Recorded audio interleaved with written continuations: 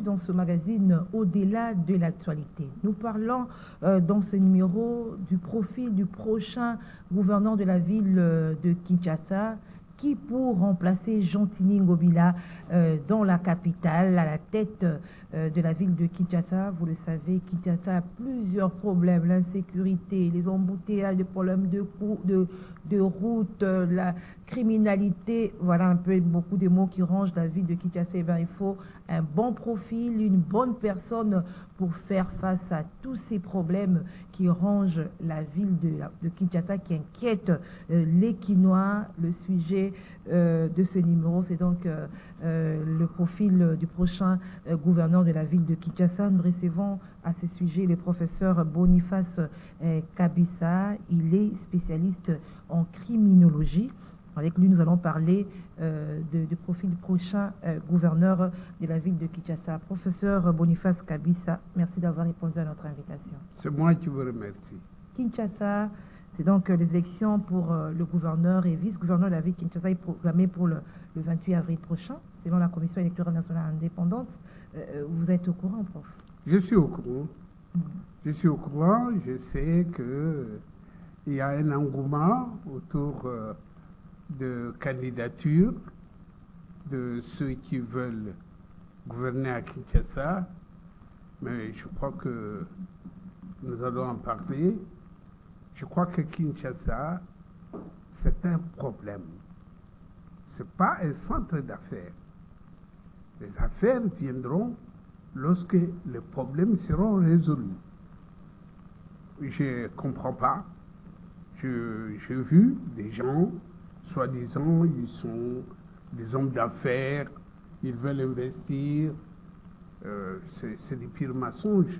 On ne peut pas investir là où il y a un désordre, là où il y a des troubles. C'est-à-dire quoi? C'est différent que vous êtes homme d'affaires et la gestion de vos affaires et la gestion de la capitale, il y a vraiment une différence. Non, on ne peut pas, c'est du mensonge. Un homme d'affaires sérieux ne va pas mettre des affaires à Kinshasa aujourd'hui. Ceux qui viennent à Kinshasa aujourd'hui sont les gens de la mafia. Et ce sont ces gens-là qui risquent de prendre en otage davantage Kinshasa et sa population. Et c'est ça la crainte. Parce que Kinshasa, madame, c'est le dernier rempart. Le rempart en termes militaires, les gens le savent, ça veut dire que ce sont des obstacles qu'on met avant que l'ennemi ne vous atteigne. Plusieurs obstacles. Et Kinshasa est le dernier obstacle. Pour ceux qui étaient au courant, lorsque l'AFDEL venait, le dernier rempart pour les haïr à l'époque, c'était la ville de Kisangani. On a tout mis sur Kisangani, et quand Kisangani est tombé, le Congo est tombé. Donc Kinshasa, c'est le dernier rempart. Je suis très étonné lorsque les gens prennent des responsabilités à la légère, de croire que Kinshasa peut être gouverné par n'importe qui, par une personne qui n'a jamais étudié les problèmes de Kinshasa, par une personne qui n'est même pas parfois originaire de Kinshasa. Vous savez, la constitution que je combats, vous savez très bien, je la combats, je n'aime pas parler de ça, parce que c'est un accord de belligérants qu'on doit changer. Mais en attendant, nous sommes régis par cette constitution-là, qui dit que les ressortissants, chaque province est gérée par ses ressortissants. C'est constitutionnel. C'est constitutionnel. Et Kinshasa est géré par quel... Mais ça doit être géré par les ressortissants, soit de la province du Bas-Congo, soit des Bandoutou. Mais ce sont eux qui sont passés là à la tête de la ville. La ville a toujours ses problèmes. Comme partout, il y a eu des problèmes dans la province de Mongala, il y a des problèmes dans la province de Ituri, il y a des problèmes dans la province de Tanganyika, il y a des problèmes, mais vous n'allez pas prendre un Mokongo, l'amener à Tanganyika parce que les gens de Taranning ont été échoués. Et chaque personne, c'est un individu. Mais à un moment, Mobutu faisait cela, professeur Kabisa. Exactement. Prend, à l'époque de Mobutu, c'est ce que je demande. Nous demandons, nous, COPAR, le collectif pour la paix et la réconciliation, qu'on change la Constitution. Parce qu'il n'est pas normal que le président de la République, le chef de l'État, nomme les ambassadeurs sans consulter qui que ce soit, et que pour le gouverneur, on doit les élire. Ça n'a pas de sens, parce que le gouverneur est le représentant du chef de l'État dans la province. Donc, en principe, il doit être nommé et, le cas échéant, démis de ses fonctions par le président de la République, parce que le gouverneur doit appliquer le mandat du président de la République. Mais lorsqu'il est élu, et comme j'ai vu dans les réseaux sociaux, les gens se plaignent parce qu'il y a l'argent de la corruption qui passe pour qu'on élise telle ou telle personne. Il y a tout le monde, le groupe des expatriés qui sont ici, qui cotisent pour aller donner à tel parti politique, pour dire prenez telle personne comme notre candidat. Et attendez, mais Gisèle, j'ai dit qu'on prend des choses très à la légère. Parce que, comme je l'ai dit, je répète, Kinshasa, c'est le dernier rempart. Qui a ses problèmes, il faut Il a quelqu'un qui des s'y problèmes très sérieux. Et ces problèmes sont à 80% à caractère criminogène, par l'absence de l'autorité. Et cette absence de l'autorité a été engendrée par la corruption. Le fait que les gens viennent à l'hôtel de ville par la corruption. Et lorsque vous venez par la corruption, vous ne pouvez plus avoir le pouvoir. Votre légitimité n'est plus aux mains des Quinois, ni des députés provinciaux. Votre légitimité est aux mains de la personne qui vous a donné l'argent pour corrompre. C'est-à-dire, quand vous le dites, professeur Boniface Kabisa, Kinshasa a des problèmes à 80% qui sont à caractère criminogène. Et vous êtes un criminologue. Nous apprenons que vous êtes candidat. Je suis prêt à assumer ces fonctions-là parce que j'estime, moi, que j'ai fait des choses dans le passé qui ont démontré. D'abord, je vais parler toujours en français parce qu'on m'a critiqué de parler très souvent en lingala. Ah bon? Et parce qu'il y a des jeunes gens qui sont en Europe et aux États-Unis qui ne comprennent pas le lingala. Okay. Et quand je le vois, il dit c'est dommage, on a suivi une partie, l'autre partie on n'a pas suivi parce que vous parlez souvent en lingala. Mais je parle en lingala parce que nous sommes des Quinois. On parle la langue ici, c'est le lingala. Je veux vous dire, madame, lorsque on aime la population de Kinshasa, on doit faire des choses pour cette population avant même de demander la main de cette population. Yosa Mwasi, avant que quelqu'un, ton mari là, est venu te fiancer, il y a eu quand même des petits cadeaux. Et là encore, ce sont des cadeaux intéressés. Mais ici, à Kinshasa, vous avez des orphelins, vous avez des handicapés, vous avez les désœuvrés, vous avez, grâce au président de la République d'ailleurs, qu'on a mis les écoles gratuites. Mais ces enfants vont à l'école parfois affamés.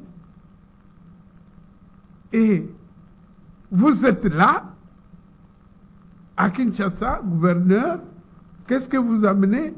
Une femme qui a des formes voulues par des Congolais. C'est un spectacle. Ici, à Maluku, à côté, il y a une base militaire rwandaise. Je l'ai dit. Ils n'attendent que les désordres de Kinshasa pour traverser. On ne va pas se fier aux étrangers.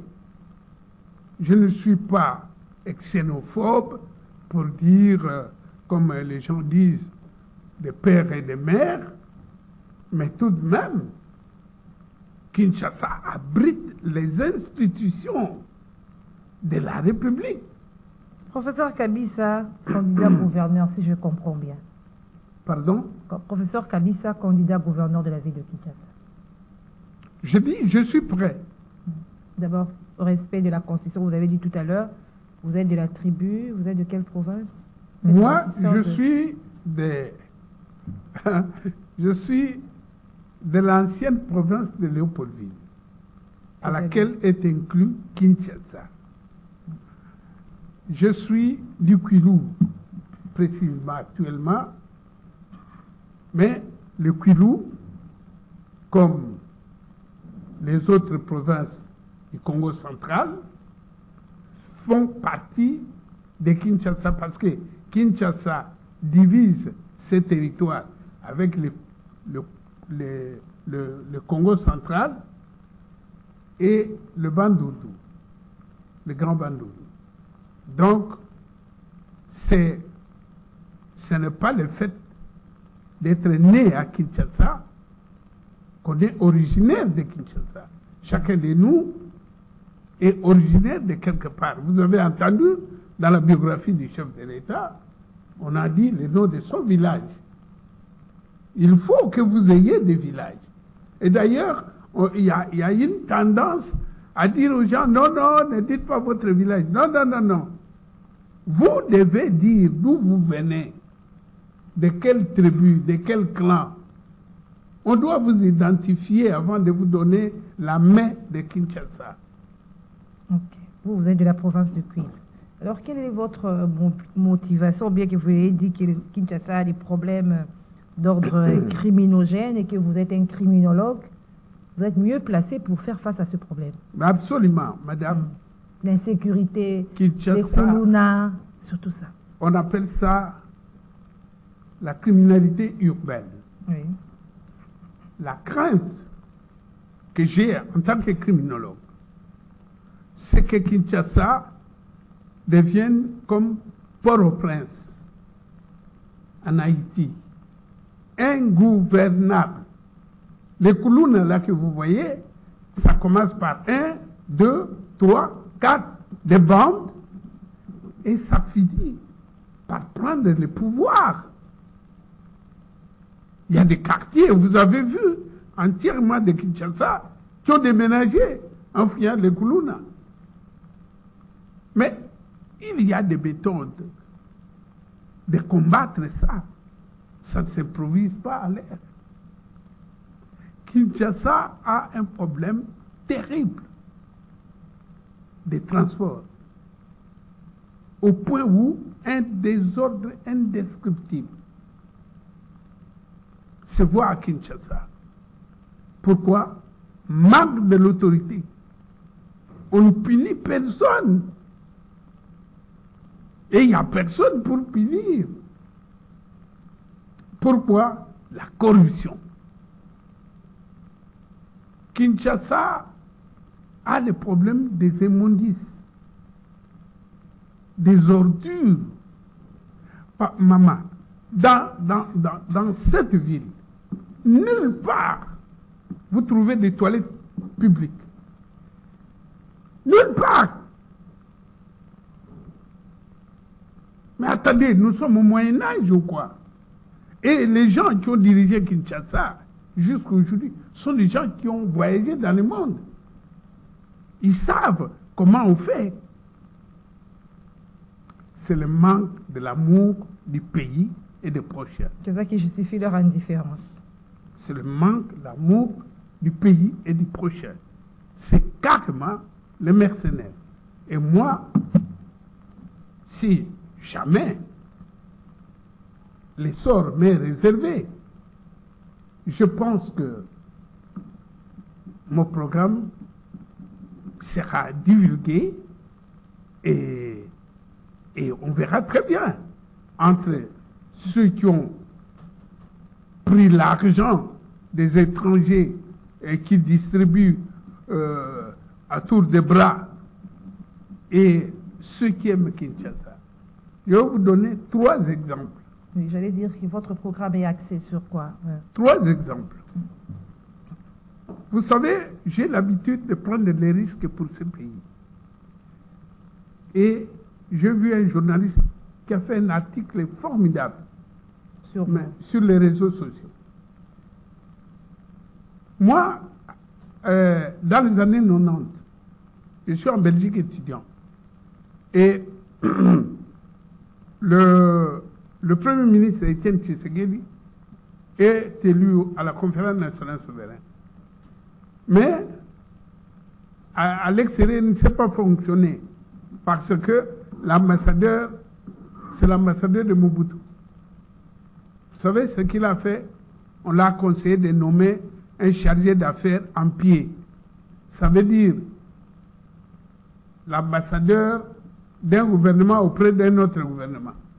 Le chargé d'affaires est nommé, il s'appelait Djoko, docteur Djoko. Il est décédé, paix à son âme. Son adjoint, José Bakila, docteur, professeur, il est là, vivant. Eh bien, il s'est posé le problème des logements. Où est-ce qu'on va installer ces gens-là? Tous deux n'avaient pas de papier. Vous savez ce que j'ai fait? J'ai pris mon appartement que j'avais pris tout près de l'ULB parce que, pardon, j'habitais la périphérique. J'avais pris un appartement tout près de l'université pour essayer de me reposer rapidement. J'ai cédé cet appartement à ces services du feu Étienne Tshisekedi Wamoulouma. Je ne suis pas membre de l'UDPS, mais je suis un patriote. Le patriotisme oblige. Et ces gens sont restés là-dedans. L'eau, le courant, les gaz, mais surtout les téléphones à ma charge. Vous savez combien ça m'a coûté? Plus de 500 000 francs belges. J'ai dû hypothéquer mon appartement. L'appartement là, parce que les gens doivent vérifier. Ça se trouve sur avenue Émile Bécaud, tout près de la gendarmerie, à XL. Émile Bécaud, numéro 94, à 1050 Bruxelles. Le professeur José Bakima, qui était l'adjoint, peut vous témoigner. Alors, vous savez ce qui m'est arrivé? J'ai hypothéqué mon appartement personnel de mes enfants sur la chaussée des Gants, numéro 225, métro étant noir. Pourquoi je dis ça au 4e étage? Pourquoi je dis tout ça? Pour que les gens vérifient. Parce que votre émission ira jusqu'en Belgique, ils vont vérifier. Eh bien, j'ai hypothéqué mon appartement pour payer les factures là. Okay. Mais ce n'était pas fini. La Belgique s'est rendu compte que je suis entré en Belgique avec le visa d'étudiant et que je n'avais pas le droit de faire ça. M'a donné l'ordre de quitter la Belgique. Moi, ma femme et mes enfants. Vous voyez les risques? Énorme, ouais. Ah, et je l'ai fait pour mon pays. Et je n'ai jamais regretté. Je n'ai jamais demandé les remboursements. L'enfant du président Étienne Tshisekedi est au pouvoir. Je ne lui ai jamais réclamé ça. Musée Laurent Désiré Kabila arrive. Il est comme ça, sans argent. Mais comme je suis en Belgique, en contact avec des services, on me signale toujours. On dit, hey, vous avez de l'argent là-bas, dans les comptes de Belgacom. 180 millions de dollars. On a tenté de me corrompre. Je vous passe le meilleur. J'ai envoyé cet argent ici. À Musée, chez Musée. À Musée. Et c'est ça qui l'a servi de faire la guerre. Mais ce n'est pas fini. Il y avait des véhicules de Mobutu, 14 camions MAN qu'on a saisis par l'OTAN quand l'AFDEL venait. On m'informe. Là encore, je me bats avec des juristes de la banque Bebel, moi seul. J'ai réussi, j'ai remballé ces camions-là. Le général Faustin Mounene est là. Il est vivant, celui qui a reçu ces camions. Et c'est grâce à ces camions, parce qu'il n'avait même pas les moyens de transport des militaires. Ce sont ces camions en 98 qui ont fait face à la rébellion des... C'est ça. Moi, je ne viens pas ici pour détailler tout ce que je fais gratuitement. Vous démontrez votre patriotisme, mais gratuitement pour le pays. Dans l'ombre, hein, vous ne faites pas grand bruit. Hein? Non. Non, je ne fais pas grand bruit.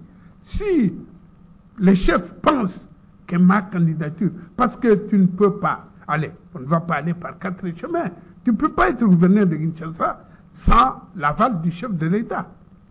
Tu ne peux pas. Pour la simple raison d'abord, c'est là où les institutions résident. Et la deuxième raison, c'est que c'est lui qui a la majorité au Parlement provincial. Donc, écoutez, moi,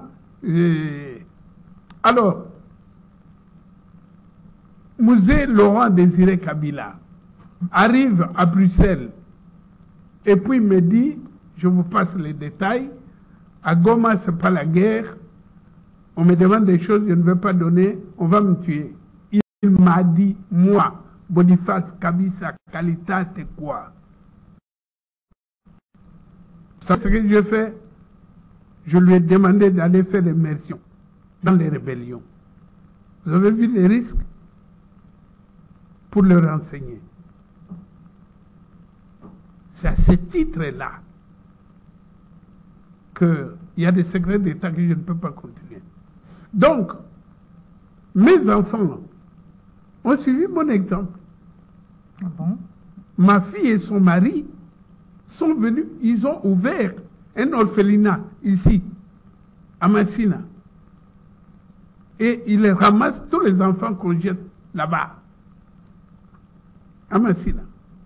Ils ont ouvert un hôpital à Lemba, où ils reçoivent des personnes démunies. Des pères en filles. Donc, je ne pense pas que parmi tous ces gens qui veulent diriger Kinshasa, ou qui ont déjà dirigé Kinshasa, il y a eu une seule personne qui a la manifestation extérieure de l'amour du prochain, du Congolais et des Quinois. Il n'y a personne. Et donc, je pense qu'on ne doit pas s'amuser de nouveau. Je demande aux chefs de parti, lisez les conclusions de l'enquête faite par Charles Onana.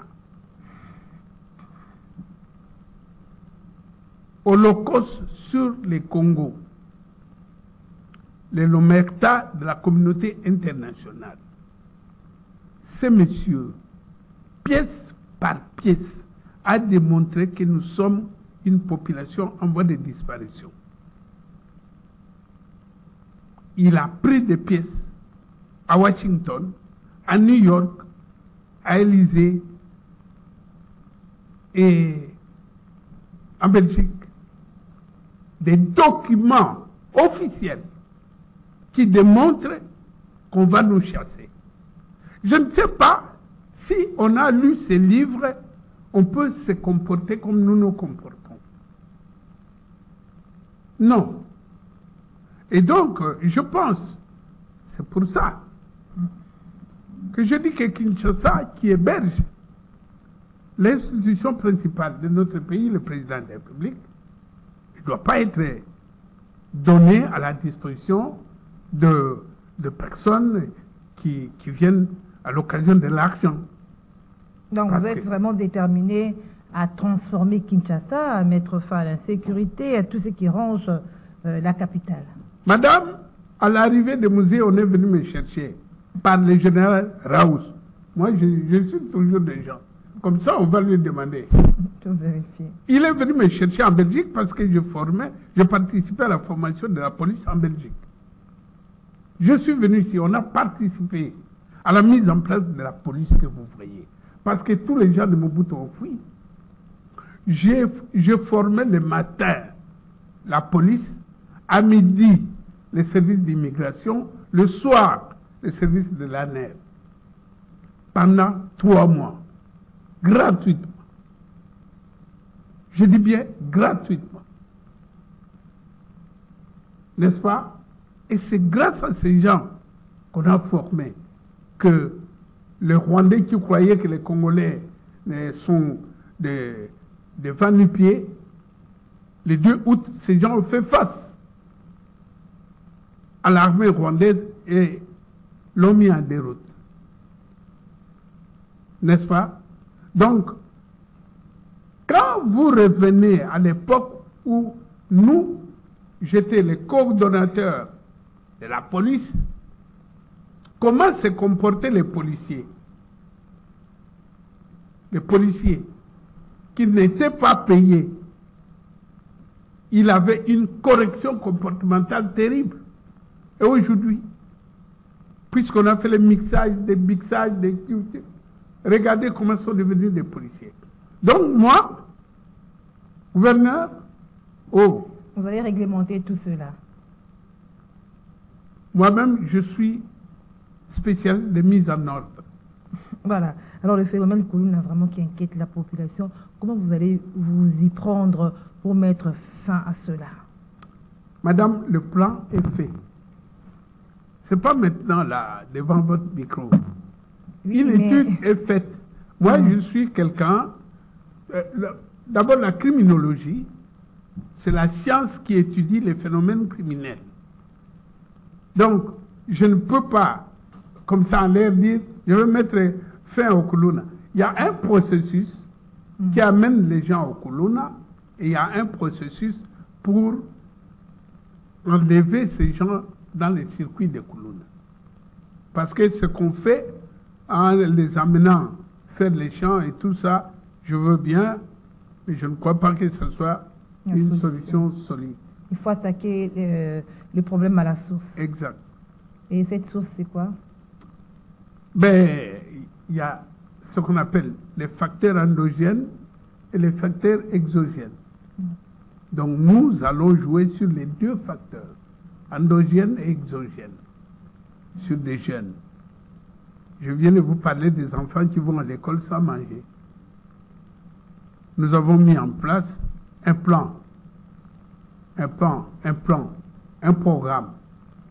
programme d'action, d'intégration pour les normes sociales. Ça s'appelle PAIN, MAMPA. MAMPA. Les détails, si jamais nous avons la chance d'être acceptés par les chefs, eh bien... Mais la candidature a déjà été déposée. Ça a été clôturé depuis le 8 mars. Oui, ouais.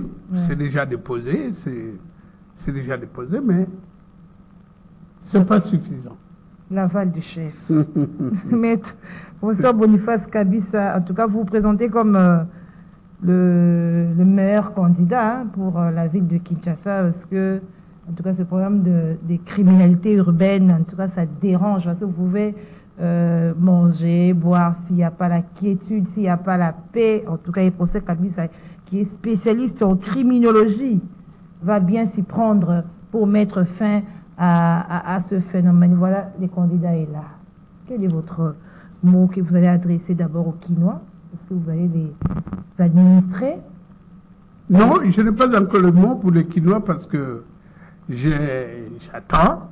D'abord, je suis légaliste, que la CENI donne la liste définitive et que les élections passent et que la campagne commence. Je vais dire aux Kinois la vérité. Je vais dire aux Kinois...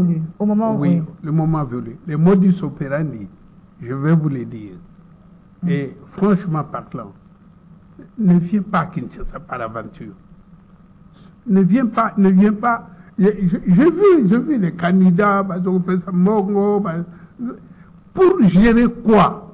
Des businessmen. Ça, ce n'est pas encore le moment de business.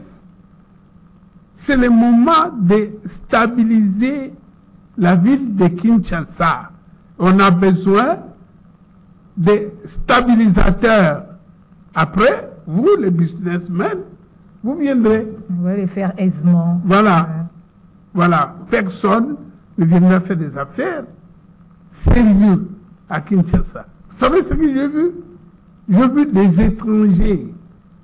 Des étrangers, parfois non africains, en train de faire des ventes de maison en maison à Kinshasa.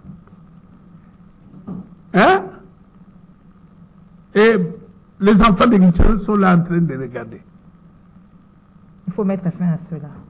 Non, écoutez, une chose à laquelle ça sera mis fin, c'est la corruption. Dès que vous mettez fin à la... Au fait, quelqu'un m'a demandé qu'est-ce que vous apportez à Kinshasa. J'ai dit une chose, j'apporte le sérieux. Point. Les sérieux.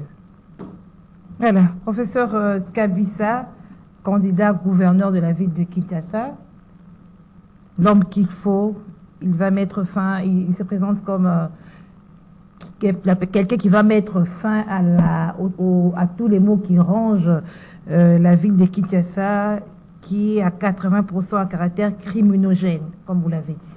Exact. Votre dernier mot, parce que nous sommes arrivés à la fin. Dernier mot, je veux dire à Lingala, Bandeko, Naoloba Mingite, toujours Zeratata Mokonzi, na Seni, Abim Sabakumbo Nabiso, Sogeza retenu, Sogo Batuya, Mitema Mabe, Bakeko, Baby Sayagote, parce que ici, ma candidat Moussoussou. Pas même c'était pardon pour le phénomène où il y a. Ma candidat Moussoussou, ma candidat Barwande, Bazvanipe. Oui, il faut le dire, ma candidat Barwande Bazani. Yo so moni mutazo kabula mbongo, aji ango. Ozo pesa batu 100 000, oji ango. Tonga Banzela. Hein? Non, ça veut dire que Oyen habite Moussoussou. On ne peut pas s'hasarder. On a déjà perdu un président de la République ici. On n'en perdra plus jamais un autre. Merci. C'est moi. Merci, professeur Kabissa. Merci d'avoir répondu à notre invitation. Moi, je vous remercie grandement et pour la disponibilité que vous avez de m'appeler. Et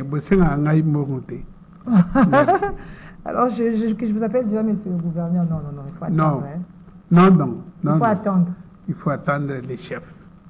Mais votre programme, vraiment, c'est un bon programme excellent pour des problèmes qui rongent la ville de Kinshasa. Merci beaucoup. Voilà, madame, messieurs, c'était au-delà de l'actualité. Nous avons parlé du profil du prochain gouverneur de la ville de Kinshasa et nous avons reçu pour vous le professeur Boniface Kabissa, qui est spécialiste en criminologie, candidat gouverneur de la ville. Merci. Au prochain numéro. Au revoir.